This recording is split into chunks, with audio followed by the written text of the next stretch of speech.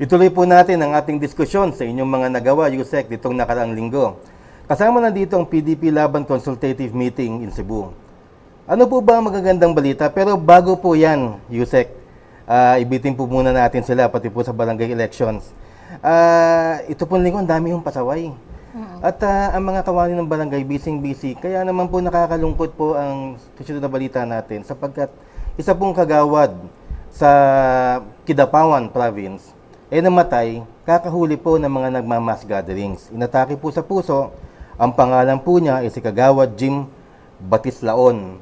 Ang buong staff at mga bumubuo ng sa barangay tayo ay kami po ay nakikiramay sa pamilya ni Kagawad Jim Batislaon sapagkat sa iyong halimbawa, Kagawad Jim, ay naipakita mo kung gaano kabuti at kung gaano sa huling sandali mo ay ikaw ay nagsisilbi sa iyong mga constituents sa iyong barangay. Yusek. Ako'y saludo at ang aking pakikiramay sa pamilya ni Kagawad. Ito lamang ang katunayan ng barangay natin sa buong Pilipinas ay matino, mahusay, maasahan, may malasakit at may tapang. Biro mo hanggang sa huling sandali para lang sundin ang kautusan ng DILG para sa health protocol ay inabot ng atake sa puso si Kagawad dahil sa kanyang pagsaway dun sa mga hindi nakasuot ng face mask, hindi naka-face shield, tapos hindi sinusunod ng social distancing and of course, yung mass gathering. Pero ganun pa man, may direktiba po ang ating Secretary Anyo ngayon, lalong-lalo na sa punong barangay. First, magtayo kayo ng inyong tinatawag na information campaign na kung saan tatawagan ng mga kabarangay ninyo kung saan sila magsusumbong pagka merong mass gathering. Pag merong nagpa-party, pagka may nagbibideoke, pagka merong nagpapaboxing, pagka may nagpapasabong, pag may nag-iinuman sa karsada. Dapat meron kayong mabilis na komunikasyon na kung saan para makatawag at makapagsumbong ang ating mga mamamayan. Magtatag kayo niyan. Dahil yan, pag nabidyohan at wala kayong ginawa o nandun pa kayo mismo, ipapaaresto kayo ng gobyerno at kayo ay ipakukulong. Lalong-lalo na kung kayo ay mahuli sa sabungan, mahuli sa inuman, mahuli sa party o yung mass gathering. Pangalawa, magtatag kayo ng barangay patrol on COVID-19. Lalo-lalo na yung mga barangay na may resort, checkin nyo yung mga resort. Kung sila ay sumusunod sa protocol ng Interagency Task Force at ng Department of Tourism. Pangatlo, in-identify na natin kung ano-ano itong mga mass gathering. Pagdating ng religious, yung prosesyon, tapos yung sa simbahan, kung ito ay napupuno na, meron tayong batas laban dyan. Bawal ang reunion, bawal ang party, bawal ang pool party. Hanggat hindi dinideklara na yung lugar ninyo ay pwede na ng Interagency Task Force. Bawal ang videoke, bawal ang inuman, lalo-lalo na sa karsada na patagay-tagay pa kayo. Bawal ang pa-boxing, bawal ang paliga ng basketball. Ayan po ang tinatadhana natin. Volleyball, kung ano man yung mga sport activities na nagkakaroon ng contact. So, malinaw yan sa nilabas na direktiba ng DILG. Okay po, Yusek. Salamat po. Yusek, para sa kaalaman na rin po ng ating mga manonood, ano po ba ang mga pananagutan ng mga lalabag dito sa order ng DILG against mass gathering po? Doon muna sa mga tao, hindi na namin kayo patatawarin. Dahil sisiguraduhin namin na kayo ay madadala sa presinto para iproseso. Ano ibig sabihin nito? Sasampang kayo ng kaso sa piskal. Akala nyo, ganun-ganun lang yan. Pag nasampahan kayo ng kaso sa piskal, ipadadala sa NBI. At pag kumuha kayo ng NBI clearance, naka-red tag na kayo. Ibig sabihin, meron kayong kaso. At ayusin nyo muna yun. Hanggat hindi naayos yun, hindi kayo makakakuha ng NBI. Pwede rin kayo makulong at saka magbayad ng piyansa. Dahil meron tinatakda na kada probinsya, kada syudad, munisipyo na kaukulang penalty tungkol dyan. Kaya dapat, huwag na kayong magpasaway dahil hindi mangingimi na arestuin kayo ng mga pulis kahit kayo'y punong barangay. Lalong-lalo na kung kasama kayo dyan sa mass gathering. Okay po, Yusek, salamat po. Yusek, pag-usapan naman po natin ang tungkol sa isang barangay sa Ilocos Sur, ang barangay Namruangan in Cabugao, ang nasa ilalim ng Extreme Enhanced Community Quarantine dahil sa matinding pagtaas ng COVID-19 sa kanilang lugar kung saan meron po silang 61 active cases at sarado po ang mga store at street stalls for a 2-week period. Ayan ang kapalit ng pagiging relax natin, ano? Dahil ang barangay ay pinagbibigyan lang, hindi hinihigpitan. Ayan ang nangyayari. Nagkandahawa-hawa na. Dahil nga, 1 taon na tayo dito. Yung mga pasaway natin, kilalang-kilala natin yan. Nadadamay tuloy yung mga ibang tao, kaya nakakalungkot yan. Kaya ngayon, strict implementation ng health protocol, mga kapitan, or else, makukulong kayo, maniwala kayo. Maraming salamat po, Yusek Martin Dino. Mga kapatid kong mga hagawad, mga kapitan, ito na po ang inyong inaabangan na tanong sapagkat marami ho nagpapadala sa amin na katanungan kung matutuloy daw po, Yusek, ang barangay election sa December 2022. At kalaki po ng tanong na are, ano ho ba ang nangyari dun sa PDP consultative meeting ninyo with Manny Pacquiao na naganap po sa Cebu? Okay, umpisa natin doon sa kung matutuloy ang eleksyon. Tuloy po yan ang eleksyon ng barangay. Hanggat walang ginagawa na batas ang Senado at ang Kongreso, tuloy sa December 5, 2022 ang eleksyon ng barangay. Kaya lang nga, ang dami nagsasabi na dahil sa wala na tayong pera at hirap na ang ating gobyerno at sukob sa taon ito, dahil ang presidential election ay sa 2022. Ayun na nga ang mga haka-haka at kuro-kuro na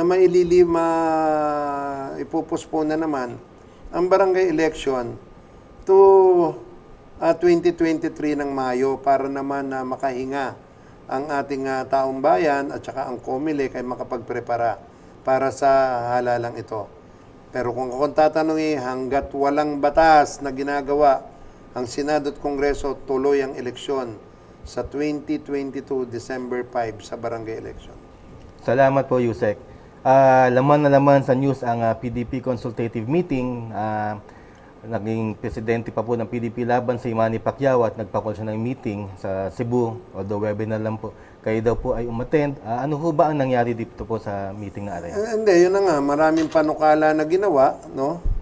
At yun na nga, isa sa mga panukala doon ay ang pagtakbo ni Presidente as Vice President.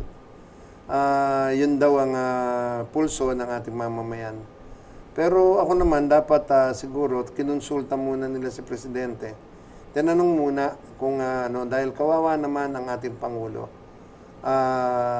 Baka pagod na siya or kung naman na meron pa siyang natitirang lakas, dapat sa kanya manggaling, dahil kami dito sa PDP Laban, kamukha nga kami meron tinatawag na consultative and participatory democracy. Parang yung consultative, nilampasan na namin agad ang pakiramdam ng ating Pangulo. Hindi na, dapat siguro na konsulta muna siya. Anyway, ang akin naman, kung yan din ang feeling ng mga kamiyembro natin, so be it. Tapos doon, pinalakay din lahat ng mga accomplishment ng ating pamahalaan, accomplishment ng ating Pangulo.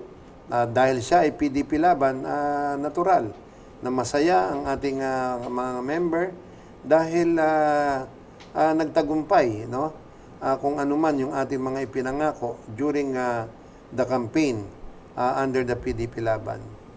Kaya lang ang akin, parang kulang. Dahil hindi na pagtuunan ng pansin doon, tandaan nyo, PDP Laban yan, consultative, ibig sabihin, ito yung National Council meeting. Bakit hindi nyo pinagtuunan ng pansin yung paglago ng partido? Kaya nga nabansagan tayo na ang PDP Laban daw ay parang isang Volkswagen lang ang member. Ibig sabihin, ilan lang.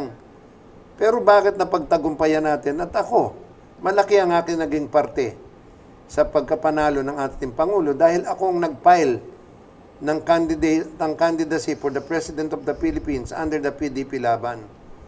Kaya lang, ang masakit doon, pagkapanalo, hindi na ako natanong. Hindi na ako naimbitahan sa pangapag-meeting, lalo-lalo na dyan sa national. Yun na nga, sino ba yung namamahala niyang secretariat? Hindi ba? Sino? Tanungin natin, sino yung namamahala ng secretariat ng PDP Laban? Buti pa nung araw, nung headquarters namin nandyan sa Makati na kung saan, kada pagpupulong, iniimpormahan kami. At hindi pa ako noon, wala pa akong napakalaking papel dahil ako ay isang trainer. Kaya kaming mga trainer ng PDP Laban, ang nasa isip namin ay kung paano palaguin ang pamilya ng PDP. Kaya nung nagkaroon ako ng pagkakataon, ay minungkahi ko sa kanila.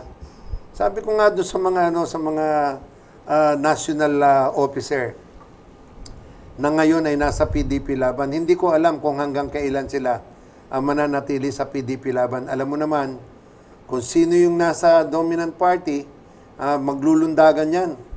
Kaya lang ang pagkakaiba ng PDP Laban, meron po kami sinusunod na prinsipyo.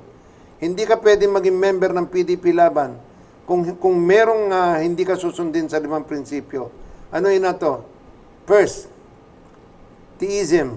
Dapat naniniwala ka na merong Diyos dito sa ating bansa. Pangalawa, humanism. Dapat naniniwala ka na ang tao ang isa sa pinakamataas, siya ang pinakamataas na forma ng pagiging human being. Dapat irerespeto mo na mayroon siyang dangal, mayroon siyang kalayaan, at lahat ng mga bagay ay nasa kanya para maging isang tao. Ang susunod, yan ay ang tinatawag democratic socialism. Aber, alam nyo ba kung ano ibig sabihin ng democratic socialism? Ito yung tinatawag na paniniwala ng partido. Ito ay malalaman mo lamang pag nag-BMS ka dun sa political spectrum. Malalaman mo kung bakit naging democratic socialism. Dahil ang political line ay democracy ang pinakamataas, ang nasa ilalim niyan ay dictatorship. Pagka naman nagkaroon ka ng economic line, social ang dulong-dulo sa kanan ay ang capitalism at ang dulong-dulo sa kaliwa ay socialism. Kaya dito naghihiwa-hiwalay ang communism, yung fascist, yan. Kaya dito tayo, ang tawag sa amin, shock them. Di ba? Kung hindi ka PDP Laban, hindi mo malalaman yan. Kaya ako, ang in-insist ko doon, okay na. Ayan, nandyan na yung mga nagawa natin. Pero dapat pinagtuunan nyo ng pansin. Paano mapapalago ang partido? Kaya challenge ko lahat ng mga senador, congressman, mayor na nasa meeting na yon. Nandito tayo ngayon, pero mawawala din tayo. Pero kung mag-organize tayo at magpa-BMS kayo, wala na tayo dito, andyan pa rin at wawagayway pa rin ang ningning ng PDP Laban. Okay po, maraming po salamat Yusek sa isa na naman po magandang talakayan sa araw na ito. Sa aming pagbabalik, makakausap po ni Yusek ang ating panauhin para sa Best Practices segment via Zoom. Magbabalik po ang Sa Barangay Tayo.